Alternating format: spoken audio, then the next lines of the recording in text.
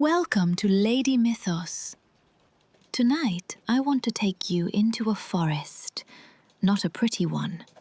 The kind where the pines grow so close, the light gives up halfway down. Where the ground is soft with 100 years of dead needles. And where at some point, you notice the birds have stopped. Somewhere past the last village, there is a clearing. And standing in the middle of it is a house on 2 enormous chicken legs. You already know who lives there. The old woman with the iron teeth and the leg made of bone, who comes home through the trees, sitting inside a giant iron mortar, steering with a pestle, sweeping away her own tracks with a broom. Baba Yaga, the witch who eats children. But here is what almost nobody mentions. In half of her own stories, Baba Yaga is the reason the hero survives. She feeds them. She listens to the whole miserable story. And then she hands over the horse, or the gift, or the light to carry home. The exact thing they came for. Freely. Both of those women are her, in the same body of folklore, sometimes in the same week. So that is the question I want us to carry tonight, all the way to the end. Why does the witch who eats children keep giving heroes exactly what they came for? Hold on to it, because this is not one story with a beginning and an end. She walks through hundreds of separate tales and is never quite the same twice. And the closer you look, the less certain everything becomes, including, as we will find out, what her house actually is. If you are new here, do subscribe. It genuinely helps this little corner of the internet keep going.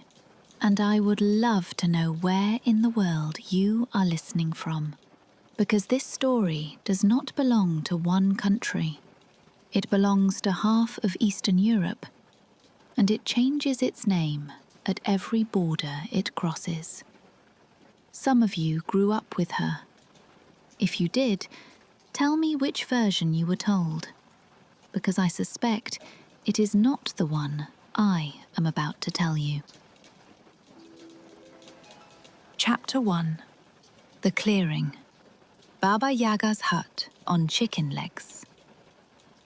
Let us start with what a person actually sees. You have been walking since the afternoon, and the forest has stopped being a place and started being a condition. Then the trees open on a clearing, ringed by black pines, the light in it the colour of a bruise. And in the centre, a hut. Wooden, ordinary in every way, except that it stands 8 feet off the ground on 2 vast, scaled bird legs.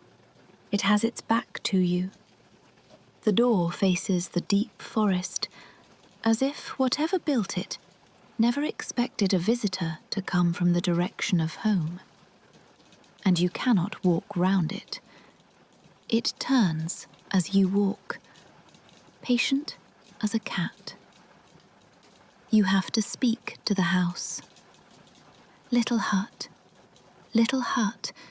turn your back to the forest and your front to me. And slowly, with a sound like a tree giving way, the whole building rotates until the door is looking at you. Between you and that door is a fence, and the fence is where most travellers stop. Human bones, set upright and lashed together, topped the whole way round with skulls. At night, the eye sockets fill with a low yellow light, so the perimeter glows like a row of lamps. The gate is hinged on foot bones. The bolts are hands. The lock is a mouth, set with sharp teeth. and it opens when it decides to. Inside is an old woman, so large she does not sit in the hut so much as fill it. She lies stretched corner to corner or sprawled on the great clay stove, her nose grown so long that the tip presses into the ceiling. One of her legs is bare bone. That is her actual title in the tales, said the way you would say a surname. Baba Yaga, the bone leg. And when she smiles, and she does smile, her teeth are iron. She does not walk anywhere. She flies, and not on a broomstick. She sits inside a mortar, the kind you crush grain in, except this one is the size of a bathtub and made of iron, and drives it through the air with the pestle in both hands. The broom is for something else. She trails it behind her, sweeping the air and the earth smooth so nobody can follow her home. Storytellers in the Vladimir region, recorded in 1914, put it perfectly. She flies around in a mortar, steers with a pestle, and paddles with a broom. And here is the part most people miss. In a Russian village, a mortar and pestle was as common as a bucket, and crushing grain in one was slow, dull work, usually given to the old women. So the most terrifying vehicle in Slavic folklore is a piece of kitchen equipment, taken into the sky. And then she comes home. You hear her long before you see her. Trees groan, branches crack in sequence, as if something enormous is running along the tops of them. And she comes in low over the tree line, with the pestle working and the broom hissing behind her, and sets down in the clearing and puts her nose in the air. And she does not look at you. That is the detail that gets under my skin. She stands 3 feet away from you, turning her head, hunting for you by smell alone, and announces it the way you would announce a smell in a kitchen. Fie, fie, I smell a Russian smell. Whatever she is not seeing the person in front of her. And one of the greatest folklorists who ever lived worked out why. His explanation is considerably worse than the blindness. Chapter 2. Nobody knows her name. The Baba Yaga Origins Mystery. Before we open that door, somewhere much quieter. A desk in Russia in 1755. Candles, ink, paper. A man named Mikhail Lomonosov is writing a Russian grammar, and in it he does what scholars of his century loved to do. He makes a table of the old gods, matching each Slavic name to its Roman equivalent, so a reader with a classical education can find their footing. It mostly works. Perun, the thunder god, goes across the page to Jupiter. The others find their partners, everything paired off. And then, in a section of its own, with nothing beside it, sits one name. Baba Yaga. No Roman equivalent, no Greek one. Nothing from anywhere in the ancient world close enough to put in the opposite column. That is the earliest written mention of Baba Yaga anybody has found. It is not an introduction. It is a man shrugging. And it gets slipperier, because there are over 50 recorded variants of the name Yaga. 50. Linguists have argued about what it means for 2 centuries and have not landed, and I find that thrilling rather than frustrating. It means we are standing at the edge of something older than the records. The strongest line traces Yaga to an old Slavic root that survives across the map as a family of words about fear and sickness and rage. In Old Russian, it carries the sense of disease. In Croatian and Serbian, jeza means horror, a chill, the shudder that goes up your arms. In Slovene, the same word means anger. The Polish word for a witch is jenza. In Czech, a jezinka is a female spirit of the forest. Wherever you look, the root is a bad feeling with a woman attached to it. Others pull elsewhere. Some connect it to a Lithuanian verb meaning to press, to strangle, to torture, which led one linguist to read her name as a personification of suffocating oppression. Others reach further north to a word meaning God or god of death. And the Sanskrit word for sacrifice, claimed everywhere online, is the weakest of the lot. The other half of her name is not in dispute, and it is the half people get wrong. Baba does mean grandmother, but in Old Russian it also meant a midwife, a sorceress, a woman who tells fortunes. It is the word for the woman in the village you go to at night with a problem you cannot take to anybody else. And one scholar adds two older senses I cannot stop thinking about. Cloud woman, a being who makes rain, and pelican, a bird. Then there is what happens at every border. In Czech and Slovak, she becomes Jerzy Baba, the halves of her name swapping places. In Poland, she is Baba Yaga, with a cousin called Jenza. In Slovenia, the words flip again, and she is Yaga Baba. Go south, and she becomes Baba Roga, which is worse than it sounds, because Roga means she has horns. In Ukraine and Belarus, she is Baba Yaga, the same woman walking across a continent, picking up a new syllable and a new set of teeth in every valley. So here is the arithmetic that should bother you. The first time anyone wrote her name down was about 270 years ago, and her first proper appearance in a collection of tales came in 1780. That is the day before yesterday in the life of a story.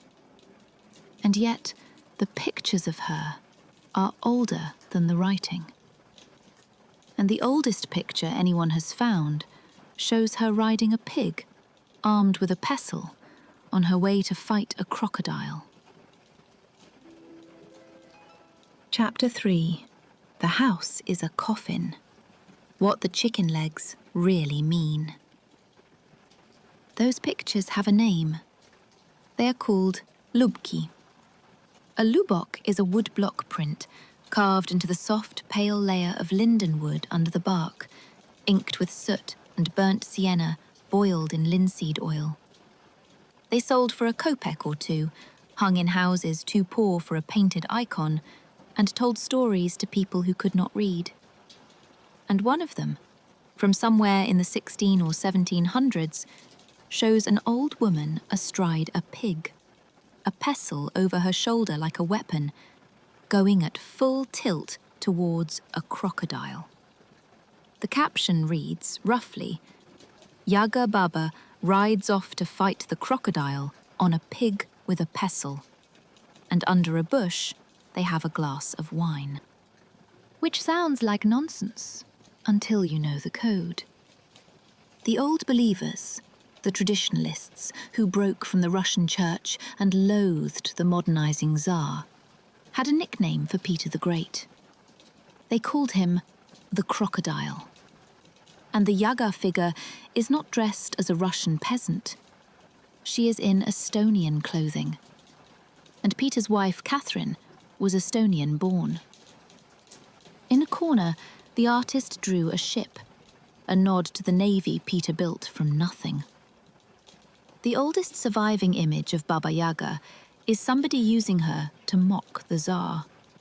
And nobody builds a satire out of a figure that needs explaining. She was in the room long before she was on the page. Now, the blindness. Vladimir Prop, the folklorist who spent a lifetime taking these tales apart to see how they worked, noticed that Baba Yaga never sees the hero, not once. She smells them, hears them, talks to them, but does not look. And his explanation was short. The dead do not see the living. She cannot see you because she is not on the same side of the line that you are on. Follow that, and everything in the clearing changes shape. The historian Alexandra Barkova points to a burial custom recorded among the Mokshas, a people of central Russia. For someone of real significance, a shaman, a wise woman, someone the community was not prepared to let go of, the body was not put into the earth. It was raised, set on a platform on wooden stumps above the forest floor.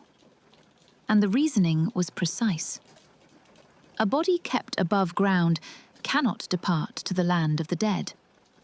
It stays on the border, where you can still go to it and still ask it things. So look at the hut again. It stands on stumps, above the ground, out in the trees. Inside lies a woman far too big for the space, stretched wall to wall, her nose pressed to the ceiling because there is no room to lift her head. One leg is bare bone. She cannot see the living. Take away the chicken feet and the iron teeth, and you are not describing a house. You are describing a coffin from the inside, with the occupant still in it. Prop took it one step further. In many societies, there were initiation rites in which the young were taken out of the village into a hut in the forest, often raised on posts. There, they were symbolically devoured and came out again as adults, because as far as the ritual was concerned, the child who went in had died. In fairness, there are other explanations, and they are not silly. Across the Russian north and Siberia, granaries were built on tall posts to keep animals and damp from the food. And at dusk, a small building on two posts looks exactly like one on two legs. Others read the spinning hut as the axis of the world and point out that the hen in Slavic belief is a boundary animal between the household and the spirit world. None of it is settled. Nobody actually knows why the house has legs. But there is one thing about that house we do know. In the most famous story anybody ever told about Baba Yaga, somebody goes inside it. Not a knight, not a hero with a sword and a plan. A girl of about 12, walking there alone at night, because her own family sent her. Chapter 4. Vasilisa the Beautiful and the Girl Sent for Fire. Her name is Vasilisa, and when this begins, she is 8 years old, and her mother is dying. A merchant's house, the sort of home where nothing bad is supposed to happen. A bed by the window, a woman in it who has stopped being able to sit up, and a small girl brought in to say goodbye, who does not entirely understand what she is saying goodbye to. Her mother has something for her. A doll, small enough to sit in a child's palm, dressed in scraps, nothing anybody else would look at twice. And the instruction is specific. Keep her with you always. Show her to nobody.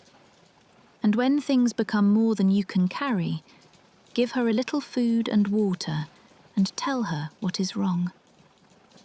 Then the woman dies, and the story begins. Her father is a good man, and a useless one. He remarries a widow with 2 daughters, and from the outside, it is a household repaired. From the inside, the new mother looks at Vasilisa the way you look at a stain. And the father is a merchant, so everything that happens in that house happens while he is away.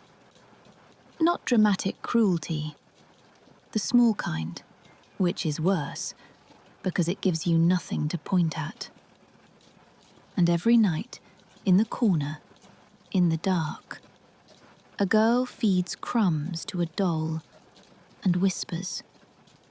And every morning, somehow, the work is done. The stepmother watches the impossible get finished, day after day, and hates her a little more for it.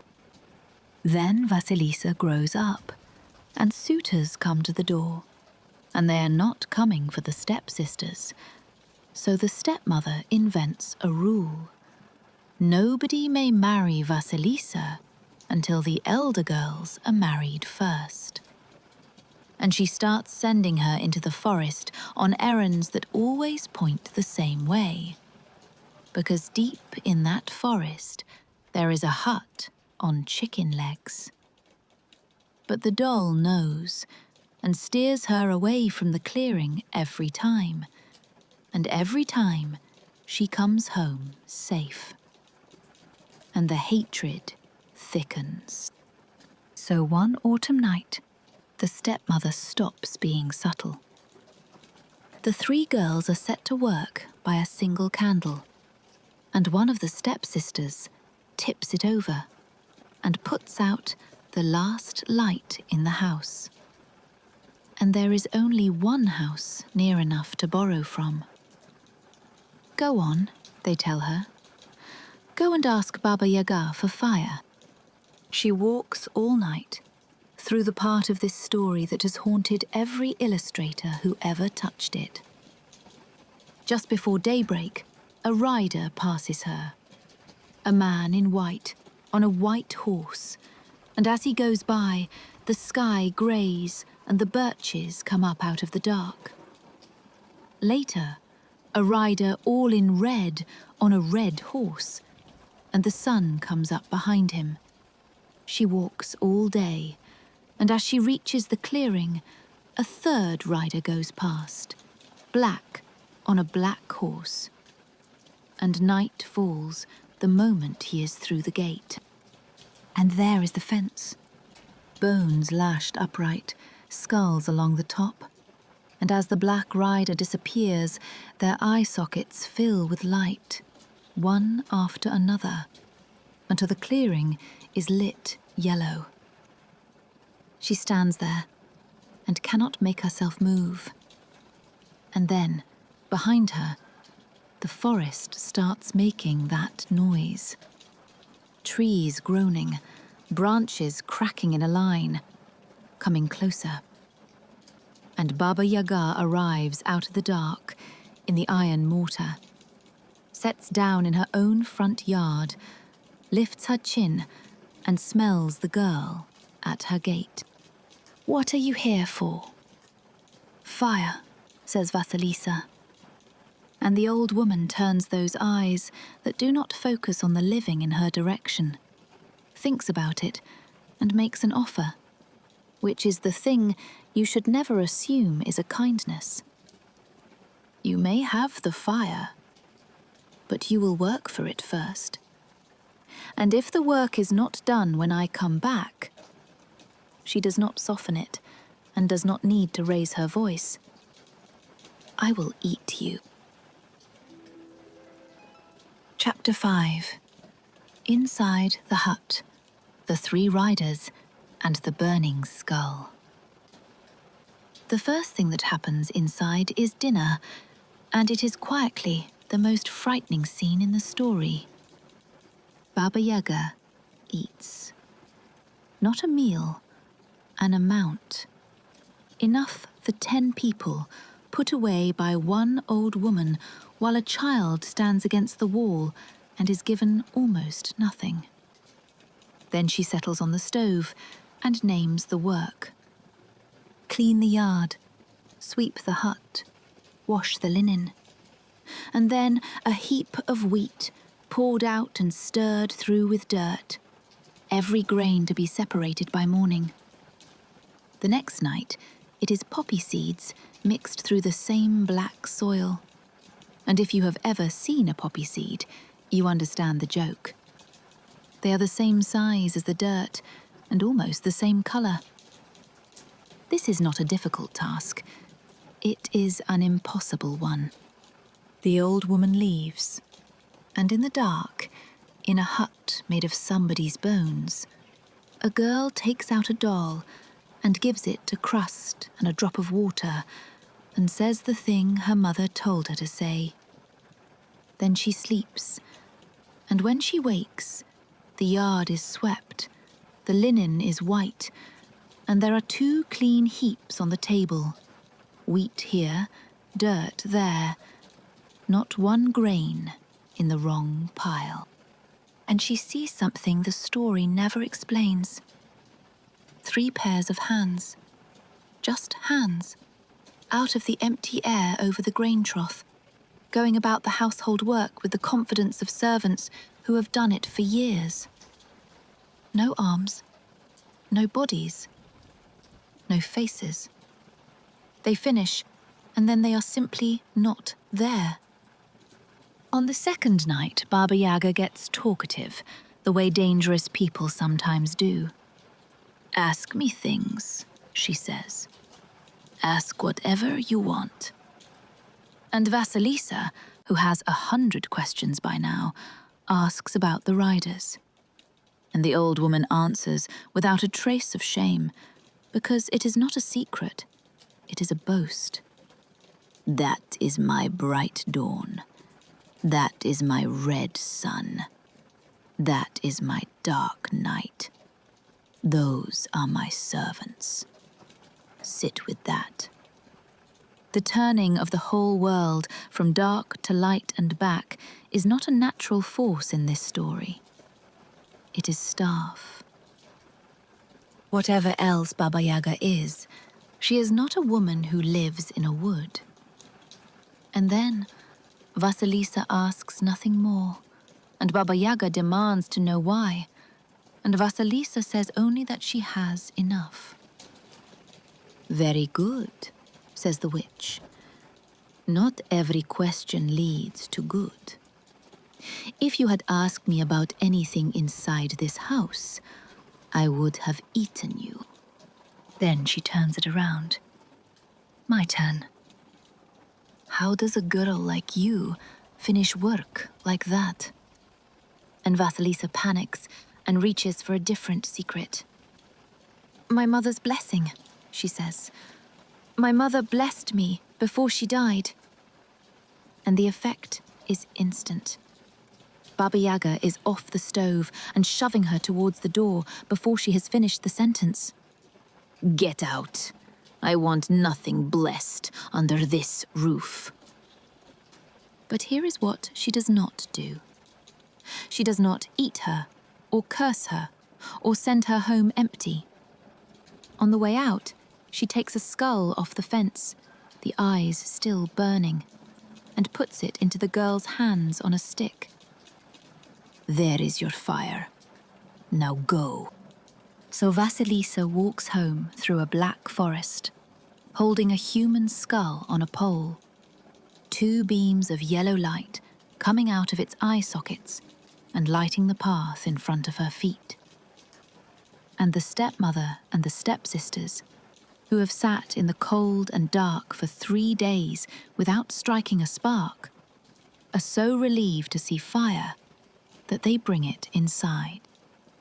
The skull watches them. That is all it does.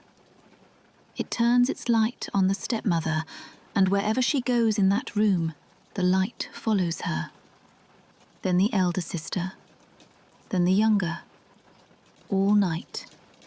And in the morning, there are 3 heaps of ash on the floor, and the skull has burned out. Vasilisa buries it in the garden and walks away. She does not go to any of the men who wanted to marry her either, which I love. She goes to an old woman in the village, takes up weaving, and makes linen so fine it reaches the Tsar, who marries her. Nobody mentions the ash again. But look at what just happened, because I think it is the whole video in one scene. Baba Yaga had a child alone in her house for 3 days, with every right, by her own rules, to eat her. She did not. She gave her the fire, and the fire removed the people who were destroying her life. And if that sounds to you like mercy, let me introduce you to a small boy called Tereshechka. Chapter 6. The Oven. Why Baba Yaga eats children. We have been dancing around it, so let us say it plainly. Baba Yaga eats people. Children by preference. It is not an accusation in the tales, it is a fact about her, stated as flatly as the colour of her hair. The method is why her name still works as a threat. She has an enormous clay Russian stove, and she puts them in it. Tereshechka is a small boy, and by the time we meet him, he is already in trouble. He has been caught and brought back to the hut, and Baba Yaga is going out. So she leaves instructions with her daughter, the way you would leave instructions about a joint of meat. Roast him. I want him ready when I get back. The daughter fires up the stove and brings out the peel, the long, flat wooden shovel you use to slide a loaf into an oven, and tells him to lie on it. And Tereshechka, who is small and frightened, and considerably cleverer than she is, cannot seem to manage it. He lies on it wrong. He hangs off the end. He is not being difficult, he explains. He simply does not know how it is done. And could she show him? So she does. She lies down on the peel to demonstrate, and a small boy picks up the handle with both hands, and the stove door is open. And that is the end of that. Then he goes outside and climbs an oak tree, high up, and waits.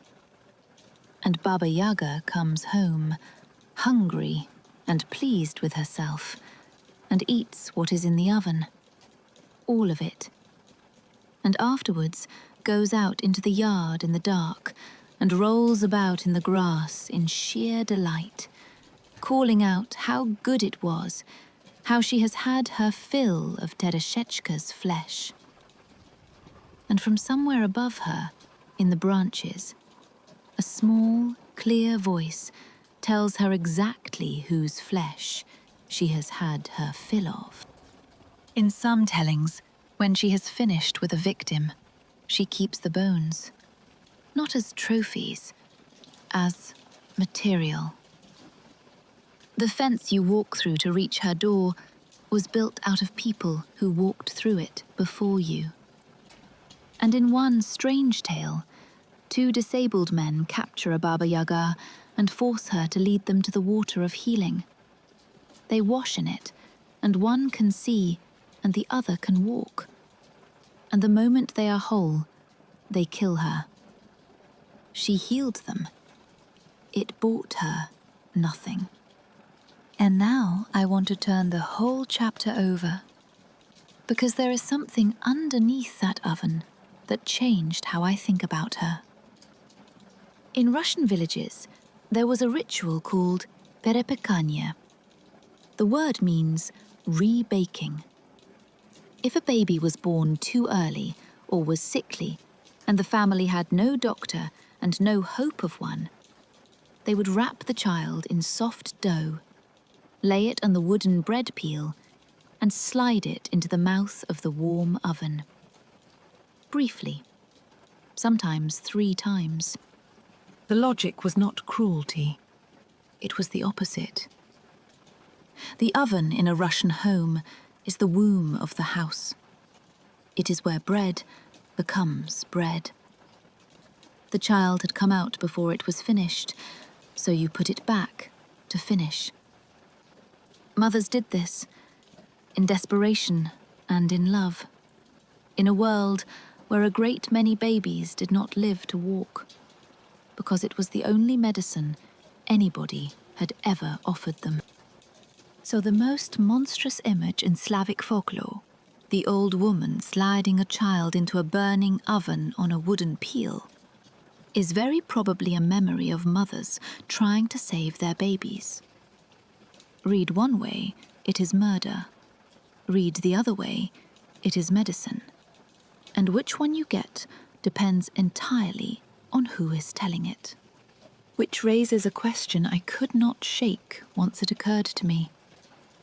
If we got that wrong, what else have we got wrong about her?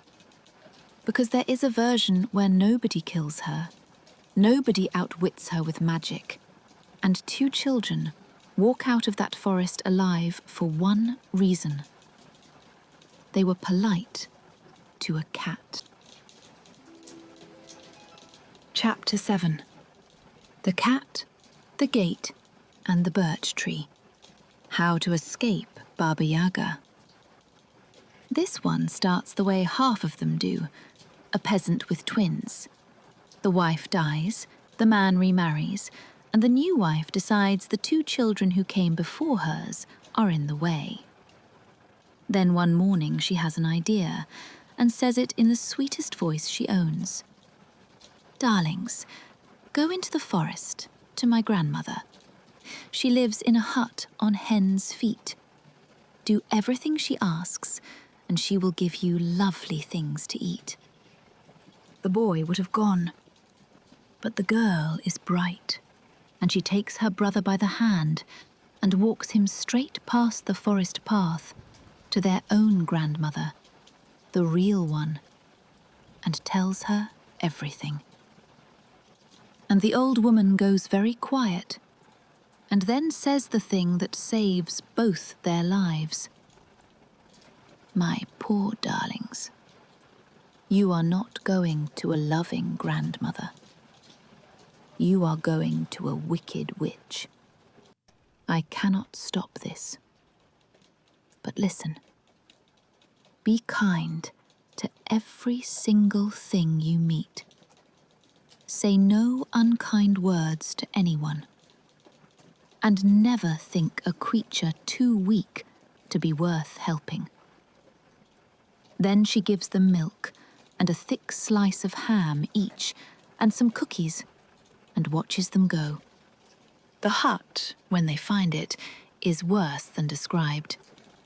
It stands on tiny hen's feet with a rooster's head at the top, and when they call out in 2 thin children's voices for it to turn its back to the forest and its front to them, it does.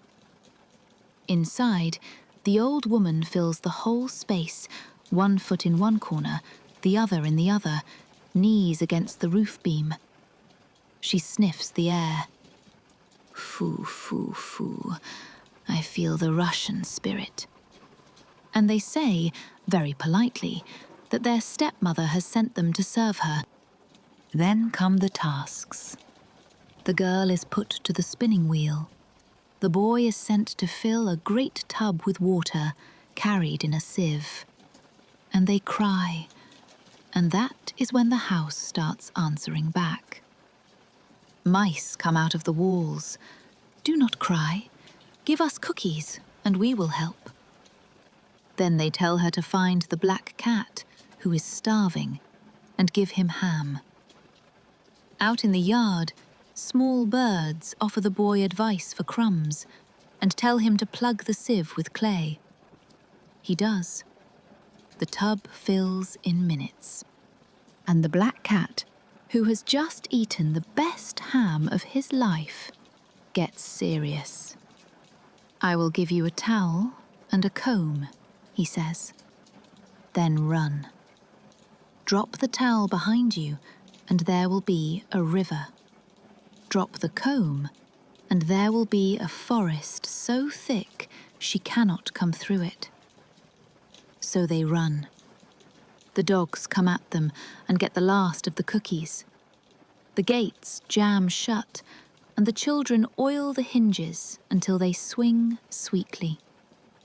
And the birch by the path whips at their faces and nearly takes the girl's eyes. And instead of cursing it, she stops, in the middle of running for her life, and ties a ribbon to a branch. Then they are through, into a wide, sunlit field. Back in the hut, the cat has sat down at the loom and is shredding the thread. Baba Yaga comes home to an empty house and starts hitting him. "Why did you let them go? Why did you not scratch their faces off?" And the cat, who has served her for years, says the truest line in Slavic folklore. "Because in all that time, you never gave me a bite to eat, and those children gave me good ham. Then the dogs, you never did us a single kindness. Then the gates, you never oiled us, and they oiled us. And the birch says, you never tied a thread to my branches, and those little darlings tied me a ribbon." She goes after them herself, at a flat sprint on a broom. They hear her coming, and the towel goes down, and a wide blue river unrolls across the field, and she has to hop along the bank until she finds a crossing. They hear her again, and the comb goes down, and a forest comes up out of the ground, roots interwoven, treetops touching. And she stands there, on the wrong side of a wood she cannot enter, and goes home. Nobody stabbed her. Nobody out-magicked her. 2 frightened children beat the most feared witch in Eastern Europe by being decent to a cat, a gate, and a tree. And every servant in her own house changed sides for a slice of ham. Which leaves a question hanging in that empty hut that I have never heard anybody ask. When was the last time anyone was kind to Baba Yaga? Because there are stories where somebody is, and she behaves very differently in them. Chapter 8. The Baba Yaga Who Helps. Finny the Falcon and the 3 Sisters. Start with a pattern that took me embarrassingly long to see. In almost every tale we have looked at, Baba Yaga does not come and find anybody. She stays exactly where she is, at the far edge of the world, and people are sent to her. And what she stands between them and is almost never their happiness. It is an object. Fire. A horse. A gift. She is not the villain of the story. She is the toll booth. Which brings us to a girl I think about more than the others. In the feather of Finist the Falcon, she has lost her love. He is not a man exactly. He comes to her window as a falcon and becomes a man inside the room. And through the usual mixture of jealousy and cruelty, he is driven away and taken far off. And when she says she will find him, he tells her what it will cost. "You will wear out 3 pairs of iron shoes," he says, "and 3 iron staves. And only then." So she goes. And she walks until the first pair of iron shoes has worn through under her feet, and the first staff has worn down in her hand. And by then, She is somewhere with no name, in a dark wood, and there is a hut, and an old woman in it, and you know exactly who she is. And she does not eat her. She feeds her. She listens to the entire story. She tells her where to go next. And in the morning, she puts something in her hands. A golden plate and a golden egg that rolls around it by itself. The second pair of shoes goes the way of the first. Another forest, another hut on chicken legs, another old woman, identical to the last, because they are sisters. And it happens again. Food, a bed, advice, and a gift. A needle that embroiders in gold and silver on its own, on an empty table. Third pair, third staff, third sister, third hut. And this one gives her a spindle that spins by itself and points her at the place where Finist now is. And the gifts win him. Where Finist is, another woman has taken him, and she is greedy. The girl offers her the plate and the egg for one night beside him, then the needle for another, then the spindle for the last. And on the third night, she wakes him, and he knows her. She got him back with 3 presents from 3 Baba Yagas.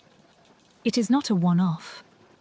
There is a whole family of Slavic tales about recovering a lost supernatural husband or wife.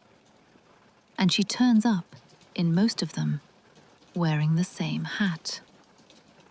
In The Frog Princess, it is Baba Yaga and her sisters who tell the prince how to get his wife back. She is doing a job in these stories. The traveller has come to the end of the map, and somebody has to be standing there. Which raises the question of how many of her there are. Most tales have 1. Finist has 3, identical, in identical huts, which is either 3 sisters or 1 woman met 3 times, and the story does not care. Some versions give her 2 daughters, and Chulkov described an older figure with 2 granddaughters. Sometimes she is a person, and sometimes she is a species. And the other things said about her make the picture stranger rather than clearer. She is called the Mother of Winds. She is the guardian of the waters of life. She shifts shape into a bird, a snake, a frog, a mare, a bee, a vixen, and back. That is not a job description for a woman in a hut. It is one for something much larger, squeezed into one. So let me finally say out loud the thing we have been circling since the first minute. How can the same woman roast a child on a Tuesday and hand a stranger a golden egg on a Wednesday? I am not going to answer that yet, because there is one more story, and it is the only one in which Baba Yaga loses. Chapter 9. Marya Morevna, Koschei the Deathless, and the River of Fire. To tell it, I have to introduce the only figure in Slavic folklore who stands at her height, and he stands there by not dying. Koschei the Deathless. His name comes from the word for bone, and he has arranged his immortality with the care of a man hiding money. His death is not in his body, it is inside a needle.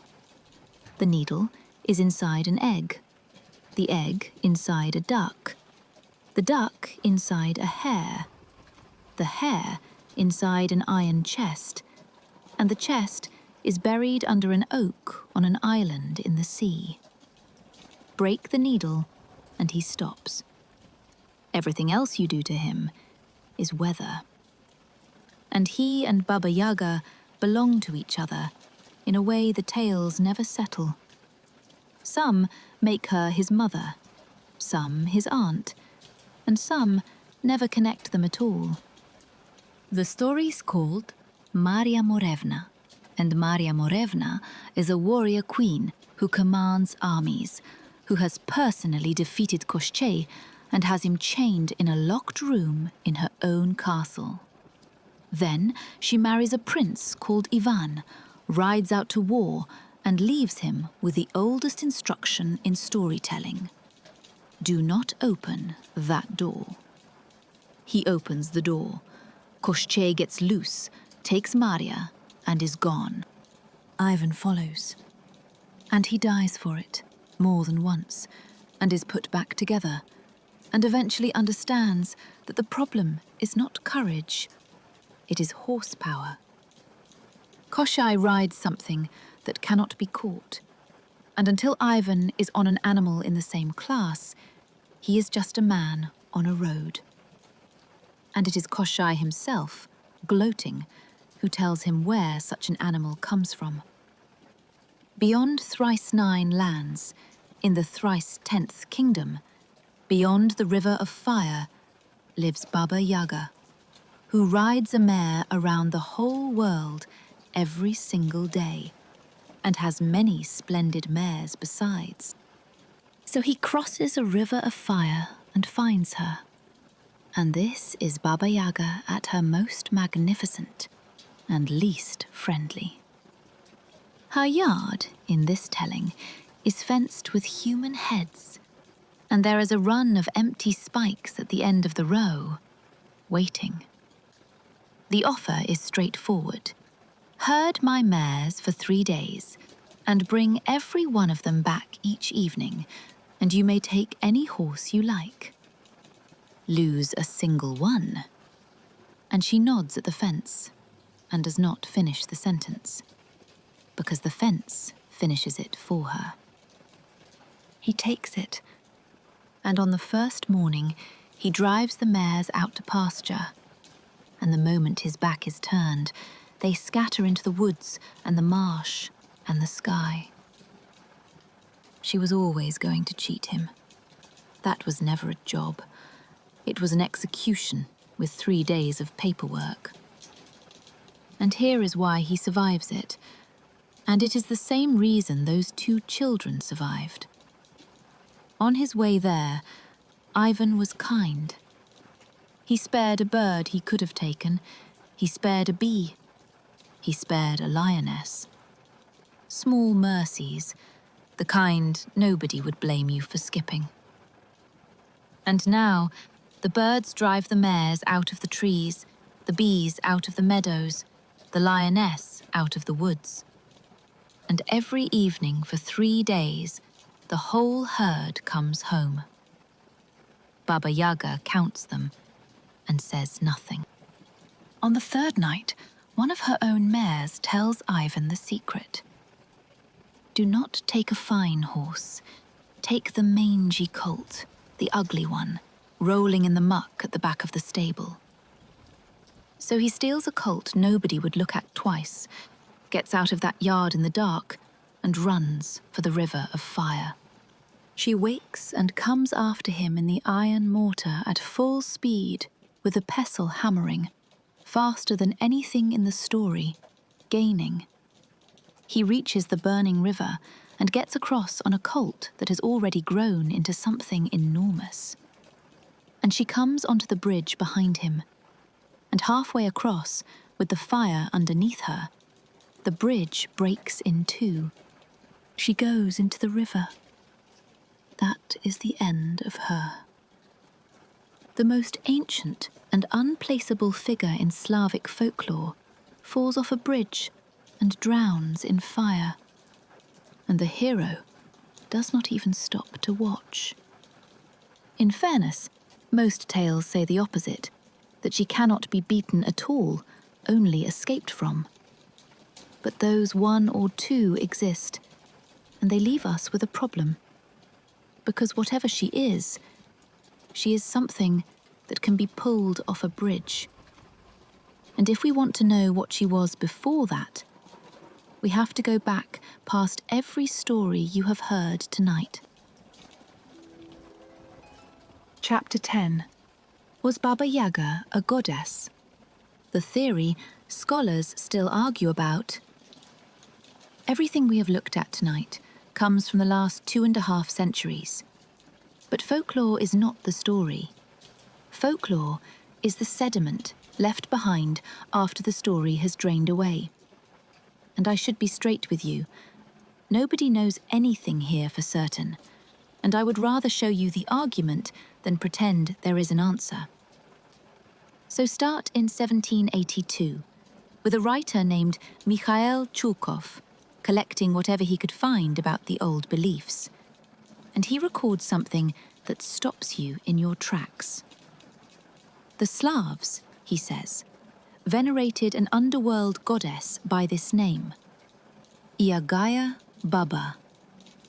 And they pictured her seated in an iron mortar with an iron pestle in her hands. They made blood sacrifices to her, believing she fed the blood to her 2 granddaughters and took pleasure in the shedding of it herself. Read that again with the fence in mind. In that version, the mortar is not kitchen equipment. It is a throne. And 2 centuries later, the archaeologist Marya went the whole distance and wrote her up in an encyclopedia of religion as exactly that. Not a witch who might once have been a goddess, the ancient goddess of death and regeneration of Slavic mythology, with roots in a pre-Indo-European pantheon that ran through the female line, worshipped in Europe long before anyone spoke a Slavic language. Once you look through that lens, the details rearrange themselves. Gimbutas points out that Baba Yaga's animal forms are the bird and the snake, and that in the Russian tales, she does not eat people so much as peck at them. Her hut stands on birds' legs. Her nose is a beak. One of the older meanings, buried in the word Baba, is pelican. And the goddesses of death and rebirth, scattered across prehistoric Europe, are vultures and owls. Birds that arrive when something has died and turn it into something else. Koschei, whose name means bone, becomes her male counterpart, a figure who dies and rises on a cycle. Baba Yaga becomes the mother of the winds, which puts her alongside the German Frau Holle, with relatives including the Lithuanian goddess Ragana and the Basque Lady of Amboto. And the scholar Matthew Guthrie, looking at the old woman at the border of the living world, who takes people in and lets some out again, simply said, "That is Persephone, the Slavic one." And now, the cold water. Andreas Jons wrote the definitive modern study of Baba Yaga, read everything, weighed all of it, and his conclusion is a shrug delivered with enormous care. Her origins are simply too obscure to draw solid conclusions from. The evidence for the goddess is not there. What is there, he notes dryly, is a figure so slippery that researchers have variously proved her to be a cloud goddess, a moon goddess, a goddess of death, of winter, of the snake, of the bird, of the pelican, and of the earth. And that list is the real argument. When 8 serious people look into the same well and each sees their own face, you are looking at a mirror, not a well. Here is my favourite proof that people have always felt this about her. In 1788, a comic opera called Baba Yaga was staged for the court of Catherine the Great, written by a prince with music by an Italian. Powdered wigs and candles, the most fashionable room in the empire, watching a peasant bogey out of the forest. And at the end, when everyone else has left, the staging leaves Baba Yaga alone in the light at the front of the stage, singing by herself to a hall of aristocrats about a better world that might one day come to be. Now jump 50 years, and someone finally writes down where she came from. An origin story at last, with a devil in it, and a cauldron, and 12 women. And it is going to tell us far more about the people writing it down than about her. Epilogue. Who gets to be old? Let me answer the question first, because you have been carrying it for an hour. Why does the witch who eats children keep giving heroes exactly what they came for? Because she was never built as a villain. She is a threshold, the thing standing where one world stops and another starts. And thresholds do not have a moral alignment. They have a toll. Vasilisa pays 3 days of work and a closed mouth. Ivan pays 3 days of labor and every small kindness he ever did to a creature beneath his notice. 2 orphans pay a slice of ham and a ribbon, and the ones who arrive with nothing to pay go into the oven. That was never a contradiction. We only see one because we expect a story to sort its characters into good and evil, and Baba Yaga is older than that filing system. Which brings us back to 1840 and the devil. The story goes that he decided the perfect essence of evil should walk the earth, gathered up 12 nasty women, boiled them in a cauldron, breathed in the steam, and spat it out. And there stood Baba Yaga. It is a wonderful little tale, and it is not ancient. It first appears in a poem by Nikolai Nekrasov, who was not a folklorist, but a storyteller with a sharp tongue, thrown out of school as a boy for satirizing his teachers. In the life of Baba Yaga, 1840 is last week. But look who is in it. The devil. And the devil is not a Slavic character. The Slavic world began meeting Christian priests around the 7th century, and the 2 ways of seeing the world did not replace each other cleanly. They intermingled. People kept their old rituals and took the new faith as well. And the older beings were absorbed, demoted, or quietly reassigned to the other side. And a patriarchal lens is very good at one move. It takes the divine feminine and rewrites her as the personification of evil. I want to be careful here, because it would be easy to overclaim. We cannot demonstrate that Baba Yaga was ever a goddess. Johns is right about that. But the record that came down to us was collected and printed by people who already had a reason to file her under wicked. We cannot see the statue. We can see the hole in the ground it was lifted out of, and the oven sits in the middle of it. The most horrifying thing anybody says about her is the exact gesture of a mother trying to save a baby that came too early. One reading is the worst thing you can imagine. The other is the only medicine a village had, and nothing changed, but who was telling it. The rewriting did not stop. Soviet cinema turned her into a pantomime, and for 30 years she was played by a man in a wig, Georgy Milyar, cackling through children's films. In 1979, she turned up in a cartoon, trying to stop the Olympic bear reaching the Games, a jab at the countries boycotting Moscow. And in the West, she became a noise. In the John Wick films, her name is a code name meaning the boogeyman, which is a mistake. The Russian bogey parents actually use is Babaika, a different creature entirely, and male. The films reached for her because the words rhyme.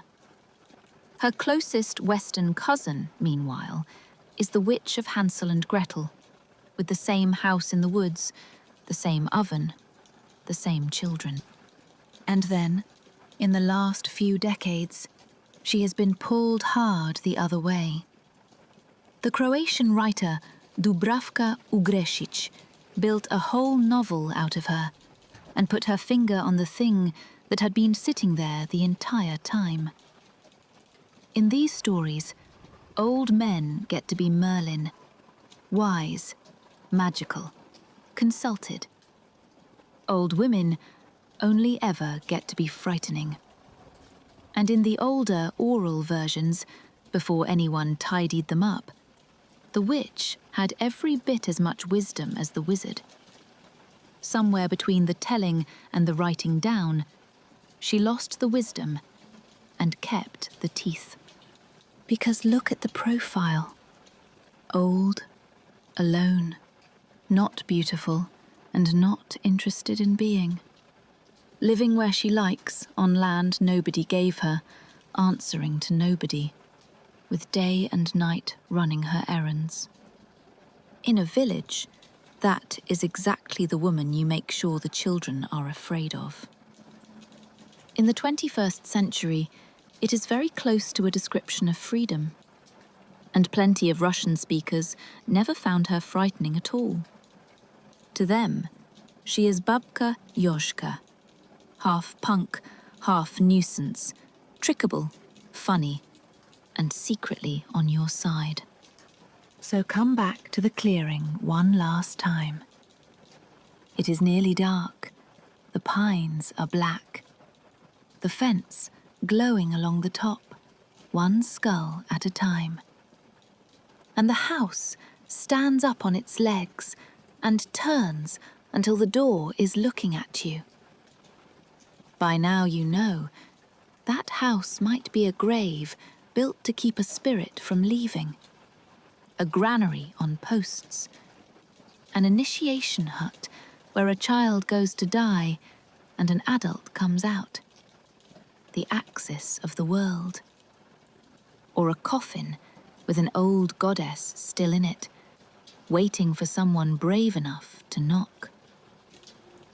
I am not going to choose. And the door opens.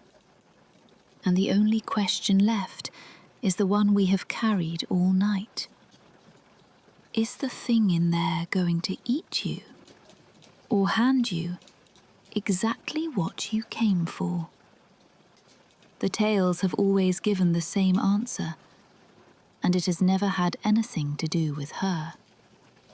That depends entirely on how you behaved on the way here. Thank you for staying out in the woods with me this long. If this one got under your skin, do like it and subscribe, and tell me which version of her you were raised on, and whether you think she is a monster.